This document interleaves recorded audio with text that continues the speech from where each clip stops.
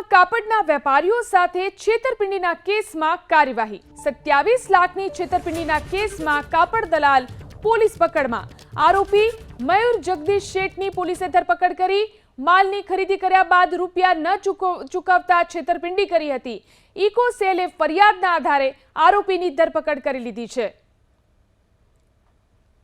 ફરિયાદી શ્રી અનુજ કનોડિયા કે જેઓ ટેક્સટાઇલ માર્કેટમાં કપડાનો વ્યાપાર કરે છે તેઓએ અલગ અલગ વેપારીઓને પોતાના કપડાનું વેચાણ કરેલ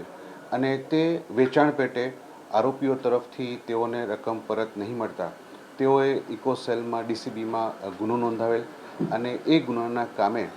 આરોપી મયુર શેઠવાળાની ધરપકડ કરવામાં આવેલ છે અને તેઓએ અનુજ કનોડિયા સાથે જે માલ ખરીદ કરેલો હતો એ પેટે ફરિયાદી શ્રી અનુજ કનોડિયા કે જેઓ ટેક્સટાઇલ માર્કેટમાં કપડાનો વ્યાપાર કરે છે તેઓએ અલગ અલગ વેપારીઓને પોતાના કપડાનું વેચાણ કરેલ અને તે વેચાણ પેટે આરોપીઓ તરફથી તેઓને રકમ પરત નહીં મળતા તેઓએ ઇકોસેલમાં ડીસીબીમાં ગુનો નોંધાવેલ અને એ ગુનાના કામે આરોપી મયુર શેઠવાળાની ધરપકડ કરવામાં આવેલ છે અને તેઓએ અનુજ કનોડિયા સાથે જે માલ ખરીદ કરેલો હતો એ પેટે